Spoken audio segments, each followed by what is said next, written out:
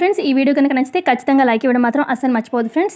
ఇక ఎపిసోడ్లోకి వెళ్తే జాను అనుకుంటుంది మనసులో, ఒకసారి వెళ్ళి చూస్తే ఈ చలమయ్య వాళ్ళ ఇంట్లో ఉన్నది లక్ష్మి, ఏ లక్ష్మి అనేది ఒక క్లారిటీ వస్తుంది అని చెప్పి ఇక అనుకుంటుంది. సరే పదండి వెళ్దాము అని చెప్పి చలమయ్యతోని ఇక అర్జున్ వాళ్ళ ఇంటికి జాను వెళ్తుంది.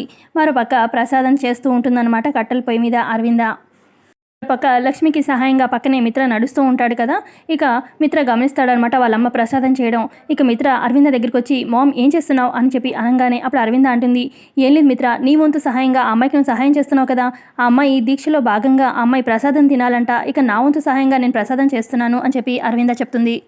తర్వాత అరవింద అంటుంది, ఏ మిత్ర ప్రదక్షిణలు చేసి అలసిపోయినట్టు అనిపిస్తుందా ఏంటి అని చెప్పి అడుగుతూ ఉంటే అప్పుడు మిత్ర అంటాడు, మామ్ అసలు నేను కొన్ని ప్రదక్షిణాలు చేసినందుకే నాకు కొంచెం అలసటగా అనిపిస్తుంది, కొంచెం రెస్ట్ తీసుకుంటే బాగుండి అనిపిస్తుంది, కానీ అమ్మాయి అంత బరువు తల మీద మోస్తూ ఇంకా అలసట లేకుండా అన్ని ప్రదక్షిణాలు ఎలా చేస్తుందో నాకైతే అర్థం కావట్లేదు అని మిత్ర అంటాడు. అంత కఠినమైన దీక్ష ఎందుకు చేస్తుందా అని ఆలోచిస్తున్నాను అని మిత్ర అంటూ ఉంటే అప్పుడు అరవింద అంటుంది, ఆ అమ్మాయి లాంటి వాళ్ళు అలాగే మిత్ర చిన్నప్పుడు తల్లిదండ్రుల గురించి ఆలోచిస్తారు, అయ్యాక భర్త కోసమే తాపత్రయపడతారు, ఇక పిల్లల కోసమే బతుకుతూ ఉంటారు, పిల్లలు పుట్టాక వాళ్ళ కోసం ఎంత దూరమైన ఎంత కష్టమైనా భరిస్తారు, ఆఖరికి ప్రాణం పెట్టాలన్న తన వాళ్ళ కోసం ఆలోచించరు, వెనకడుగు వేయరు అని చెప్తూ ఉంటుంది అరవింద. ఇంకా అమ్మాయి గ్రేట్ మామ్ అని చెప్పి మిత్ర అరవింద మాట్లాడుకుంటూ ఉంటే ఈ లోపల అక్కడికి దీక్షితులు గారు వచ్చి, మిత్ర అరవింద మిమ్మల్ని ఏమీ ఇబ్బంది పెట్టట్లేదు కదా అనగానే, అయ్యో ఇబ్బంది ఏం లేదు, ఆ అమ్మాయి చేస్తున్న దానికి ఎంతో కొంత సహాయం మేము కూడా చేస్తున్నాము, అది మా అదృష్టం అని చెప్పి అరవింద అంటూ ఉంటుంది. ఆ తర్వాత మిత్ర అడుగుతాడు, దీక్షితులు గారు అమ్మాయికి ఇంకేమైనా సహాయం చేయాలా అని చెప్పి అడుగుతూ ఉంటే అప్పుడు దీక్షితులు గారు మనసులో అనుకుంటారు, ఇక నువ్వు లక్ష్మికి నువ్వు మాత్రమే సహాయం చేయాలి మిత్ర అని చెప్పి అనుకుంటాడు. ఇక మనసులో అలా అనుకుంటారు దీక్షితులు గారు. ఇక చెప్పండి దీక్షితులు గారు, ఏమైనా హెల్ప్ చేయమంటారా అని చెప్పి మిత్ర అంటూ ఉంటే అప్పుడు దీక్షితులు గారు అంటారు, ప్రస్తుతానికి తర్వాత ఏం చేయాలో నేను చెప్తాను, ఇప్పటికైతే ఆ అమ్మాయితో పాటు నువ్వు ప్రదక్షిణాలు చెయ్యి అని చెప్పి అనగానే సరే అని చెప్పి ఇక మిత్ర గబగబా లక్ష్మి దగ్గరికి వెళ్తాడు. మిత్ర వెళ్ళగానే అప్పుడే లక్ష్మి పడిపోతూ ఉంటుందన్నమాట. ఇక అప్పుడే మిత్ర పట్టుకుంటాడనమాట తలపైన ఉన్న ఆ కుండల్ని. ఇంత కఠినమైన దీక్ష ఎందుకండి చేయడం, ఇంత కష్టమని తెలిసినా కూడా అని చెప్పి మిత్ర అంటూ ఉంటే అప్పుడు లక్ష్మి ఏం మాట్లాడకుండా మనసులో, మీకోసమే మిత్ర గారు, మీకున్న గండాలు తొలగడం కోసమే ఇంత కష్టమైన భరిస్తాను, రక్షించుకోవడమే నా లక్ష్యం అని చెప్పి అలా లక్ష్మి ఇక ప్రదక్షిణాలు చేస్తూనే ఉంటుంది ఏం మాట్లాడకుండా. పక్క దీక్షితులు గారు హోమం చేస్తూ ఉంటే ఇక అరవింద ప్రసాదం చేయడం పూర్తవుతుందనమాట. ఇక ప్రసాదం తీసుకొచ్చి ఇక దీక్షితులు గారు హోమం చేస్తున్న దగ్గరికి వచ్చి పెడుతుందనమాట. మరోపక్క మిత్రేమో లక్ష్మికి ఇక ప్రదక్షిణాలు చేయడంలో సహాయం చేస్తూ ఉంటాడు. పక్క చలమయ్యతోని జాను ఇంటికి వస్తుంది కదా. ఇక జున్ను బాబు, అమ్మగారు ఎవరు వచ్చారో చూడండి అనగానే ఇక లోపలున్న జున్ను అలాగే వసుంధర వస్తారనమాట. అమ్మ జాను ఎలా ఉన్నావు అని చెప్పి వసుంధర పలకరిస్తుంది. నేను బాగున్నాను అని చెప్పి జాను చెప్తుంది. ఏం టీచర్ సడన్ సర్ప్రైజ్ అని చెప్పి జున్ను అడుగుతూ ఉంటే ఇక అప్పుడు చలమయ్య చెప్తాడు, రోడ్డు మీద కనిపిస్తే నేనే సరదాగా రమ్మన్నాను బాబు అనగానే, అవునా మంచి పని చేశారు అని చెప్పి అంటాడనమాట జున్ను. ఆ తర్వాత ఇక వసుంధర అంటుంది, చలమయ్య జానుకి ఒక కాఫీ తీసుకురా అనగానే అలాగే అమ్మ అని చెప్పి ఇక కిచెన్లోకి వెళ్తాడు చలమయ్య. ఆ తర్వాత ఇక జాను అటు ఇటు అబ్జర్వ్ చేస్తూ ఉంటుంది. అప్పుడు జున్ను అబ్జర్వ్ చేసి, ఏంటి టీచర్ ఎవరికోసమైనా వెతుకుతున్నారా అని చెప్పి అడుగుతూ ఉంటే అప్పుడు జాను అంటుంది, ఏం లేదు, మీ అమ్మగారు ఇంట్లో లేరా అని చెప్పి అనగానే, మా అమ్మ గుడికి వెళ్ళింది అని చెప్పి జున్ను చెప్తాడు. మరోపక్క జాను అడుగుతుంది, అవును మీ అమ్మగారిని ఎప్పుడు నేను నీ మాటల్లో వినడమే కానీ ఎప్పుడు సరిగ్గా చూసిందే లేదు, ఈసారైనా చూస్తానేమో అనుకున్నాను, మీ అమ్మగారి ఫోటో కానీ ఏమన్నా ఉంటే చూపించు అని చెప్పి జాను అంటూ ఉంటే అప్పుడు జున్ను అంటాడు, మా అమ్మ ఫోటో కానీ ఇలా ఫోటోలు వీడియోలు తీసుకోవడం అస్సలు ఇష్టం ఉండదు, ఎప్పుడు ఫోటో దిగాలన్నా మొహం దాచిపెట్టుకుంటుంది అని జున్ను చెప్తూ ఉంటే అదేంటలాగా అని చెప్పి జాను అడుగుతుంది. అప్పుడు వసుంధర ఇలా చెప్తుంది, అవునమ్మా ఎప్పుడంతే ఫోటో అంటే చాలు అంత మూలను పరిగెడుతుంది, నాకు ఫోటో వద్దు ఏమొద్దని జనాలుంటే ఇక ఒక మూలను కూర్చుంటుంది, నన్ను ఎవరిని పరిచయం చేయొద్దు అని చెప్పి మాకేంటో తనేంటో అర్థమే కాదు అని చెప్పి వసుంధర చెప్తుంది. తర్వాత జున్ను అంటాడు, అవును గ్రాని అమ్మది ఒక ఫోటో ఉండాలి కదా అనగానే, అవును జున్ను రూమ్లో ఉందేమో చూడు అనగానే, టీచర్ రండి నా రూమ్లో చూపిస్తాను అని చెప్పి జున్ను జాను తీసుకెళ్తాడు రూమ్లోకి. జున్ను రూమ్లోకి వచ్చి కబోర్డ్స్ అవి చెక్ చేసి, సారీ టీచర్ అమ్మ ఫోటో ఎంత వెతికినా కనిపించట్లేదు అనగానే, ఇట్స్ ఓకే అని చెప్పి అంటుంది జాను. ఆ తర్వాత ఇక జున్ను అంటాడు, అవును మొన్న ఒకసారి లక్కీ మా ఇంటికి వచ్చినప్పుడు ఫోటో తన ఫోన్లో వీడియో తీసింది, ఆ వీడియోలో అమ్ముంది అనగానే, అవునా మరి ఆ వీడియో ఎక్కడుంది అని చెప్పి జాను అంటూ ఉంటే, ఆ వీడియో నా దగ్గర లేదు టీచర్, లక్కీ ఫోన్లో ఉంది, ఒక నిమిషం నేను లక్కీకి ఫోన్ చేసి ఆ వీడియోని పంపించమంటాను అని చెప్పి ఇక జున్ను వెళ్తాడు ఫోన్ కోసం.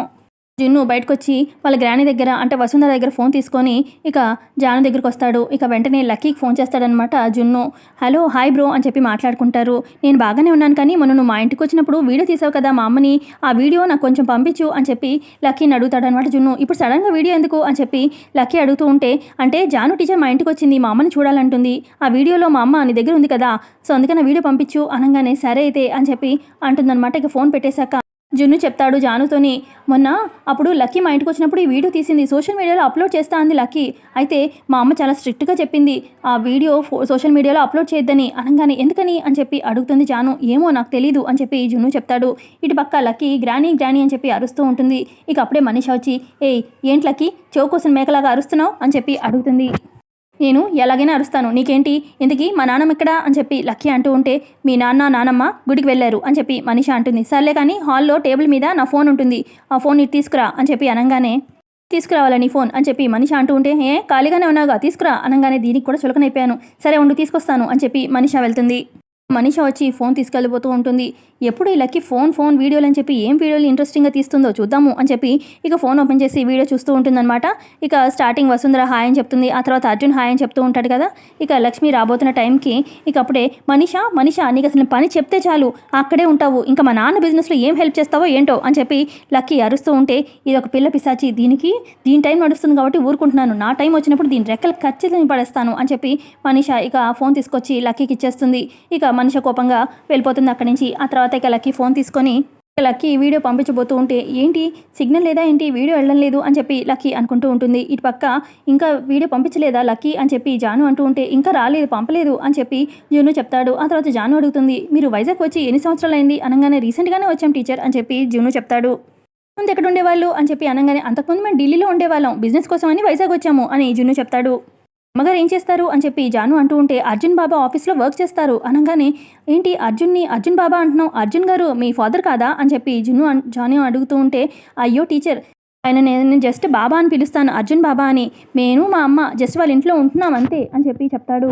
జాను ఉంటుంది, మరి ఆ రోజు ఫాదర్స్ డే ఫాదర్గానే వచ్చారు కదా అర్జున్ గారు స్కూల్కి అనగానే, అంటే నా ఫాదర్ లేరు కదా, జస్ట్ అలాగా సపోర్ట్ చేయడానికి వచ్చారు అంతే అని చెప్పి జున్ను చెప్తాడు. అవునా, అంటే మీ అమ్మ అర్జున్ గారు భార్యాభర్తలు కాదా అని చెప్పి జాను అంటూ ఉంటే, అదే కదా చెప్తున్నాను, వాళ్ళిద్దరు భార్యాభర్తలు కాదు అని చెప్పి జున్ను చెప్తాడు. నాన్నగారు ఎక్కడున్నారు అని చెప్పి జాను అంటూ ఉంటే, ఏమో మా అమ్మని వదిలేసినట్టున్నాడు అనగానే, మీ నాన్న ఎప్పుడు చూడలేదా నువ్వు అనగానే, మా నాన్నని నేను ఎప్పుడు చూడలేదు, చూపించమని కూడా నేను అడగలేదు, నాకు మా నాన్న అంటేనే అసహ్యం కోపం, అందుకే నేను కూడా ఎప్పుడు అడగలేదు అని చెప్పి జున్ను చెప్తాడు. జాను మనసులో అనుకుంటుంది, ఈ లక్ష్మి గారి స్టోరీ అంతా చాలా మిస్టరీగా ఉంది, నలుగురిలో కలవదు, ఫోటోలు దిగదు, తన భర్త అర్జున్ గారు కాదు, ఇటు జున్ను కూడా వాళ్ళ ఫాదర్ ఎవరో తెలీదు, ఖచ్చితంగా అక్క ఈ లక్ష్మి ఒక్కరే అయ్యుంటారా అవ్వచ్చా అని చెప్పి అనుకుంటూ ఉంటుంది. ఆ తర్వాత ఇక జున్ను ఇక్కడే ఉండు, నేను ఇప్పుడే వస్తాను అని చెప్పి పక్కకు వెళ్తుంది. జాను పక్కకు వచ్చి వివేక్కి ఫోన్ చేస్తుంది. వావ్, మేడం గారికి అప్పుడప్పుడు నాతో కూడా మాట్లాడాలనిపిస్తుందా అని చెప్పి ఫోన్ లిఫ్ట్ చేస్తాడు వివేక్. చెప్పు జాను అనగానే, అర్జెంట్గా నీతో మాట్లాడాలి అనగానే, వావ్ అవునా దేని గురించి అనగానే, వచ్చాక చెప్తాను నీకు, అంటే ఎక్కడికి రావాలంటే జున్ను వాళ్ళ ఇంటికి వచ్చేసి అనగానే, 10 minutesలో వస్తాను అని చెప్పి వివేక్ ఫోన్ పెట్టేస్తాడు. పక్క లక్ష్మి ప్రదక్షిణాలు చేసుకొని పూర్తికొస్తుందనమాట.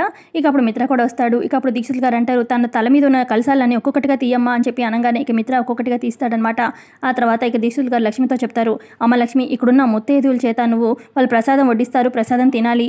ఆ తర్వాత ఈ దగ్గరలో ఒక సౌగంధం చెట్టు ఉంటుంది, ఆ చెట్టు యొక్క ఆకులు నువ్వే తెంపుకొని ఇక ఆకుని ఒక విస్తరాకులాగా నువ్వే కుట్టుకొని రెడీ చేసుకోవాలి, అందులో ప్రసాదం తినేలాగా అని దీక్షితులు గారు చెప్తారు. మిత్ర నువ్వు కూడా సహాయం చెయ్యి అనగానే ఇక లక్ష్మితో పాటు ఆకులు సేకరించడానికి మిత్ర కూడా వెళ్తాడు. ఇక లక్ష్మి ఆకులు ఉన్న చెట్టు దగ్గరికి వెళ్తుందనమాట. ఇక ఆకులు కొయ్యబోతూ ఉంటే అక్కడ ముళ్ళు ఉంటాయన్నమాట. ముళ్ళు పాదానికి గుచ్చుకుంటాయి. అబ్బా అని చెప్పి లక్ష్మి అంటూ ఉంటే అప్పుడు మిత్ర, అయ్యో చూసుకోవాలి కదండి అని చెప్పి అనగానే ఇక ముళ్ళు లక్ష్మి తీసేసుకొని ఇక మళ్ళీ ఆకును కోయడానికి సిద్ధమవుతూ ఉంటుంది. ఇక లక్ష్మి పాదాలకి రక్తం కారుతూ ఉంటుంది. మిత్ర అది గమనిస్తూ ఉంటాడు. పాపం ఈ అమ్మాయి ఎంత కష్టపడుతుంది తన భర్త కోసం అని చెప్పి అనుకుంటూ ఉంటాడు.